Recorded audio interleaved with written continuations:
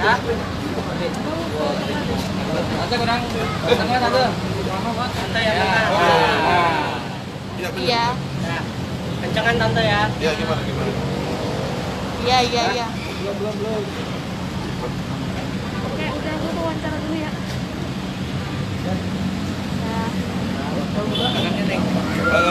Assalamualaikum warahmatullahi wabarakatuh. Rekan-rekan wartawan, terima kasih banyak sudah hadir di sini ya, undangan kami. Mohon maaf memang agak terlambat karena tadi kita harus besok dulu ya. Dan alhamdulillah Kristi dalam keadaan sehat. Mudah-mudahan besok itu insyaallah sidang perdana dimulai. Ya silakan rekan-rekan wartawan, rekan-rekan pers untuk menyampaikan pertanyaan barangkali. Tante, gimana posisi Kris di dalam tante? Amin, alhamdulillah, puji Tuhan ya, sehat. Tadi itu juga makan, kita briefing besok sidang. Ya pokoknya sehat. Masih ada kawannya juga di dalam. Akhirnya kan besok ini sidang ya, Mam. Sebenarnya kan perdamaian sudah ada dan uang pun sudah diberikan gitu. Kalau tidak salah di kwitansi itu kan udah ada stempel ya dari pihak kepolisian. Itu artinya gimana sih sebenarnya? Kenapa ini tetap berjalan? Badannya yang menjelaskan. Baik, pertama yang ingin kita sampaikan bahwa kehadiran kita di sini karena mengetahui besok sidang perdananya Kris Hatta selaku terdakwa dalam perkara ini. Yang kedua, dia keadaan sehat dan siap untuk hadir pada persidangan besok. Yang ketiga adalah perkara ini kami tim kuasa hukum dan keluarga berkesimpulan bahwa Kris adalah sebenarnya korban di mana dia membela seorang perempuan yang telah disakiti, telah diganggu pada malam kejadian peristiwa itu, sehingga dia akhirnya harus dibawa ke meja hijau. Itu yang ketiga. Yang keempat adalah terkait dengan pokok perkaranya, di mana jelas-jelas dan nyata kawan-kawan media juga memahami, mengetahui dan mendengar serta melihat secara langsung adanya kesepakatan perdamaian antara Kris dengan pihak pelapor, dalam hal ini Anthony tentunya. Tentu dalam hukum seharusnya ketika para pihak sudah berdamai, menurut undang-undang atau KUHP kekuatannya sama seperti undang-undang. Artinya kedua belah pihak harusnya tunduk atas kesepakatan perdamaian itu. Keempat, karena polisi menganggap ini harus dilanjutkan ke dalam proses, maka kami menilai inilah yang dikatakan oleh semua praktisi hukum bahwa pengadilan sebenarnya sudah overload, sudah berlebihan kapasitas. Seharusnya perkara yang seperti ini yang sudah jelas-jelas dan nyata-nyata berdamai, jelas-jelas sudah pelapor atau orang yang merasa korban sudah menganggap dirinya tidak korban lagi dengan menandatangani perjanjian. Dua, dengan menerima sejumlah uang untuk sebagai bentuk perdamaian. Sehingga wajar seharusnya dari awal perkara ini tidak sampai ke sini. Kris tidak harus sampai di sini. Oleh karenanya, dengan rendah hati kami sebagai kuasa hukum dan keluarga memahami, mematuhi bahwa proses hukum harus dijalankan oleh Kris. Tapi kami mohon nanti pada persidangan yang akan dilaksanakan esok hari supaya majelis hakim bisa memahami permohonan penangguhan penahanan yang akan kami ajukan, tim kuasa akan ajukan. Kenapa? Karena ini sangat penting. Kasihan Kris sudah berapa bulan berada di dalam yang sesungguhnya peristiwa ini sudah sama-sama baik pelapor maupun terlapor sudah menyatakan kami sudah tidak akan melakukan upaya hukum lagi atas peristiwa pemukulan tersebut. Sehingga sekali lagi kami mohon inilah keadilan yang akan ditempuh oleh Kris pada persidangan besok. Nah, Mas Kris sendiri kan sudah menjalani 2 bulan ya di Polda waktu itu kan. Sebenarnya perdamaian pun sudah ada. Itu berarti tidak ada nilainya perdamaian itu. Kalau dalam hukum memang nanti akan setidak-tidaknya hal yang meringankan. Tapi bagi kami tidak. Itu bukan hanya hal yang meringankan, tetapi harusnya dari awal. Bagaimana dulu ada perkap, di mana kalau perkara-perkara yang sudah bisa diselesaikan oleh para pihak, maka dihentikan. Dengan cara apa? Itu ada kebijakan, bisa melalui proses, ya. Yang pasti adalah bagi kami bukan hanya sebagai hal-hal yang meringankan, tetapi itu adalah bukti fakta bahwa perkara ini sudah tidak ada lagi dengan pernyataan yang bersangkutan akan mencabut dan menyelesaikan perkara dalam perdamaiannya. Nanti bisa dikonfirmasi ke Bang Suratman yang memahami aspek perdamaian ketika antara pelapor dengan beliau sebagai yang mendampingi dari kesehatan. Ini saya perjelas ya, ini akte perdamaiannya ya, ini asli. Jadi perdamaian itu ditandatangani oleh saya selaku kuasa hukum dari Pusada ya, di belakang ini bisa dilihat ya. Ya, ini saya yang tanda tangan ya. Tahan bang. Ini yang saya tanda tangan ini. Ini asli perdamaian yang telah kami buat waktu itu. Lalu di sini Antoni Gilenar ya. Jadi dasar perdamaian tadi seperti yang dikatakan oleh Kasat tadi, harusnya perkara ini dihentikan. Ya, tapi oleh karena kami tidak paham cara berpikir Resmo Polda Metro Jaya sehingga kasus itu terus bergulir sampai hari ini ya. Jadi ini selain daripada itu juga kami telah memberikan kompensasi ya, itu sebesar 150 juta. Jadi kita anggap perkara ini clear dan harusnya perkara ini segera dihentikan di tingkat penyidikan harusnya ya.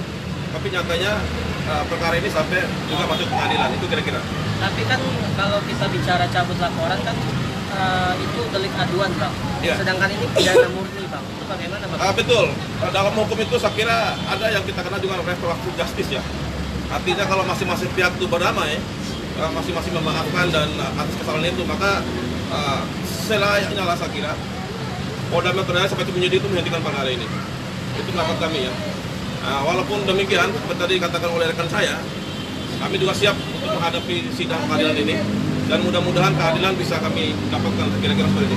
Jadi menjawab itu, secara formal kan ini perkara ada laporan. Kalau nggak ada laporan, apa tentu sudah masuk ke dalam perkara?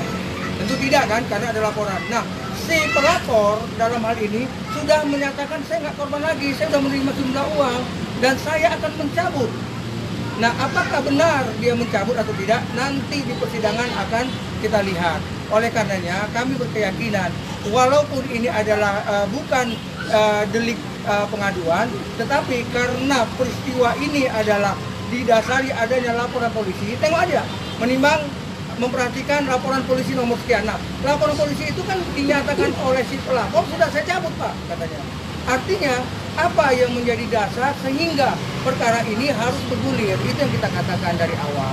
Bahwa kami tidak meminta secara formal ini dinyatakan dia bebas begitu saja. Tetapi ada kebijakan di mana laporan polisi tersebut sudah dicabut oleh pelapor atau orang yang merasa korban daripada peristiwa laporan polisi tersebut. Seperti itu dia. Boleh lihat buktinya. Dari tante sendiri menerima nggak sih tante? Kita sudah masih berdamai, namun akhirnya tetap proses jalan hukum sendiri. Nah, kalau dari mamanya itu kecewanya banget. Perdamaian dengan bergaya di Hotel Borobudur, tapi anaknya diperpanjang. Perdamaian tanggal 8 diperpanjang tanggal 9. Coba media bisa lihatlah sendiri gitu. Jadi kadang jadi mamanya tuh kecewa iya, bingung iya, jadi satu gitu. Berarti percuma dong ada pertemuan kemarin Ya, di hotel. percuma. Makanya mamanya bilang, gaya kan namanya itu kan, gaya perdamaian di Hotel Borobudur, contoh lah. Tapi buktinya perdamaian tanggal 8 anak saya diperpanjang tanggal 9. Itu namanya perdamaian apa? Gitu. Itu aja sih yang namanya kecewa, mama sayangkan itu. Itu aja sih. Boleh lihat nggak kwitansi? Kwitansinya Pembayaran ini dilakukan tanggal berapa tante? Tanggal 8. Tanggal 8 juga ya? Tanggal 8 Ya, tanggal juga. 8 juga Tanggal ya? 8 semuanya. Tapi Chris diperpanjang tanggal 9. Iya. Tante terus jadi depresi katanya gara-gara akhirnya perdamaiannya tidak berjalan secara tidak muncul, tapi justru hukumnya yang terus itu membuat depresi. Chris enggak, karena gini, kadang Chris bukan menyalahkan mamanya ya, paling dia gini aja, namanya kita perdamaian, uang juga sudah menyeberang, tapi dia tidak keluar, paling dia curhatnya sama mamanya gini, mama, kemerdekaan saja masih di dalam, kenapa mama semuanya ke seberang? Ya udahlah, mamanya itu sebenarnya bingung dan nggak bisa apa-apa ya, karena kan kita semuanya ada lawyer juga, pihak pelapor ada, pihak kita ada, jadi ya kan yang menentukan kan pihak semuanya, itu aja sih. Katanya sampainya nggak jual mobil nanti untuk perdamaian, bahkan sampai tabungan ludes juga untuk perdamaian itu kan. Kita memang mamanya memang meminjam kanan kiri. Berarti Krisnya sendiri sudah menerima ya tante waktu masa perdamaian Ya, tadi? lapang dada, ikhlas. Makanya sekarang DP 21, besok sidang, ya kita ada. Ada komunikasi tadi sama pihak kantor. Enggak, sampai detik ini. Terus nasib uang 150 juta? Ya kita lihat aja bagaimana. Jadi sampai beneran jual mobil kan? Nah, kita mamanya minjam, jujur. Memang meminjam ya jujur, meminjam sama teman-teman Kris lah. Bang, bicara pidana murni Bang, kan memang tidak bisa ada perdamaian Bang ketika polisi Kabid Humas sendiri menyebut bahwa ini tindak pidana murni bukan delik aduan Bang. Itu keterangan dari Kabid Humas Bang. Oh ya, jadi gini, sebetulnya hukum itu kan dinamis saya kira ya. Jadi bukan hanya soal aspek legal formalnya tapi juga harus melihat fakta peristiwa yang terjadi. Ya, seperti tadi yang saya katakan tadi, kalau udah ada perdamaian tadi, udah saling cabut laporan ya, lalu juga masing-masing udah saling menjelaskan kembali ke posisi semula. Karena kami juga udah berikan kompensasi yang juga demikian besar saya kira. 150 juta itu di Hotel Borobudur tadi yang disebutkan oleh mamanya Garis tadi. Jadi bagi kami nggak ada alasan perkara ini diteruskan gitu loh. Jadi negara saya kira nggak usah terlalu ngotot untuk menerus ke perkara ini, ya karena memang fakta seperti itu. Mau apa lagi kita sekarang? Jadi tadi pendekatan yang dilakukan oleh Dir Humas Polda Metro itu pendekatan sangat formalistik saya kira ya. Kalau kami tim hukum udah katakan tadi, sepanjang itu berdamai, masing-masing udah cabut laporan, ya kami anggap itu selesai. Apalagi ini kan cuma pelanggaran pidana 351 yang nanti besok insya Allah dalam eksepsi kita ya, itu pasal 352 harusnya. Ya itu pidana ringan, ancamannya 3 bulan. Jadi itu kira-kira itu kami sayangkan sekali gitu, bahwa hukum itu harusnya memberi manfaat bagi semua orang, memberi manfaat dan keadilan bagi semua orang, tapi justru disalahgunakan menurut saya, sehingga kasus itu terus bergulir sampai pengadilan. Jadi itu kira-kira. Berarti tim kuasa hukum sendiri ada tindak lanjut investigasi Bang pelapor sendiri karena kan sudah damai nih akhirnya malah Oh ya, tindakan dari pihak tindakan yang kami minta, kami desak yang bersangkutan untuk melakukan sebagaimana yang ada dalam perjanjian, tapi itu kan tidak terpenuhi juga gitu. Dulu saya ulang lagi soal misalnya penangguhan penahanan nggak terjadi, ya malah diperpanjang tadi ya. Perdamaian tanggal 8, tanggal 9 itu Malah diperpanjang. gitu. Jadi dugaan kami seperti ada desain sedemikian rupa bahwa Kris harus ditahan itu itulah. Tapi akan coba jalan hukum sendiri. Oh tentu. Kami akan lakukan upaya hukum. Seperti tadi saya katakan tadi bahwa besok itu sidang perdana itu kami akan mengajukan eksepsi ya. Eksepsi soal pengenaan pasal tadi. Nah, kami anggap bukan pasal 351 KUH pidana tapi pasal 352 KUH pidana. Itu kira-kira. Jadi kita luruskan dulu bahwa proses yang dilakukan oleh Polda Metro Jaya sudah berakhir ketika sudah di Kejaksaan P21. Namun fakta peristiwa hukum ini akan kita bawa nanti ke persidangan untuk menjawab yang kata rekan-rekan wartawan tadi. Oh ini kan delik umum, kenapa mesti dipersoalkan? Nanti di pengadilan lah tempat kami mempersoalkannya. Kenapa? Karena ini adalah fakta-fakta yang apakah masuk dalam berkas. Contoh, ketika P21, apa yang dikatakan oleh Kabid Humas ketika itu? Bahwa dia dikenakan pasal berat. Padahal nyata-nyata di surat merah yang kami terima itu, dia ayat 1 masih kategori ringan. Gitu loh. Itu aja sudah berbeda antara proses penyidikan dengan yang dialihkan ke P21. Ini nanti yang akan dibuka di dalam pengadilan. Apakah benar peristiwa itu terjadi? Yang kedua, kalaupun terjadi perdamaian, ya, kalaupun Polda menganggap ini adalah delik umum, ya sekiranya karena mereka udah damai, penangguhannya yang dilakukan. Oh ya, Kris rupanya berkelakuan baik, ya kan, tidak akan melarikan diri, tidak menghilangkan alat bukti, ya kan, berikutnya tidak akan melakukan upaya-upaya mengulangi perbuatan itu lagi. Kan itu sudah bukti nyata. Sehingga alasan objektif maupun subjektif seseorang ditahan sudah tidak masuk kategori lagi. Itulah nanti yang akan di persidangan kita tuangkan kepada majelis hakim yang terhormat, bahwa sebaiknya kalau memang ini dianggap delik umum yang harus dicari siapa pelakunya, harus diketuk dengan palu, maka mohon kiranya karena syarat formal, objektif dan subjektifnya sudah tidak pantas lagi, sudah tidak layak lagi Kris berada di tahanan. Alasannya dia tidak akan melarikan diri, dia tidak akan mengulangi perbuatannya, dan tidak menghilangkan barang bukti.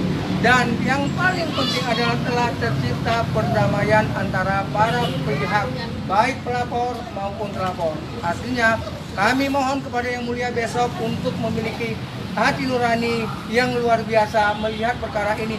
Bukan terhadap karena dia seorang figur supaya dikasih contoh nih, orang pelaku ini akan ditahan. Bukan itu. Tetapi sebenarnya dia adalah seseorang yang membela seorang wanita ketika malam itu terjadilah perkelahian yang memang ketika itu berdarah adalah pihak pelapor. Sehingga pelapor melakukan laporan. Padahal fakta hukumnya adalah nanti di persidangan kami tuangkan bahwa itu adalah tidak seperti yang dilakukan dakwaan oleh jaksa penuntut umum besok pada persidangan. Harapannya nanti pas begitu sidang pertama dari kasus ini ke apa masalah? Lancar. Buat si Chris. Ya semoga sidang besok lancar. Ya pokoknya kita jadi mengulang kembali lah kemarin kayak di Bekasi ya. Paling terima kasih juga buat media yang udah ya kawal Chris dengan besok kejadian. Ya kita mintanya lancar aja.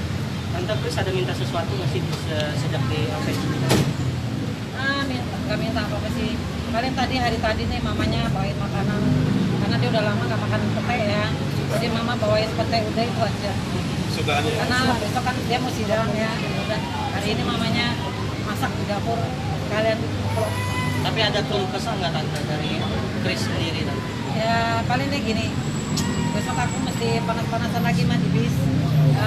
Memori aku di Bekasi terulang kembali. Udah jalanin semua lapang dada ya Chris. Ya mah udah itu aja. Tapi menjalani hari pertama di LP Cipinang sendiri ada omongan apa tante dari Chris? Dari Chris Nggak ada curhat apa gitu tante saat hari pertama di LP? Pokoknya ya memori aja. Memori Chris mungkin yang kesini kembali. Oke, thank you. Thank you Tante. Terima kasih banyak ya.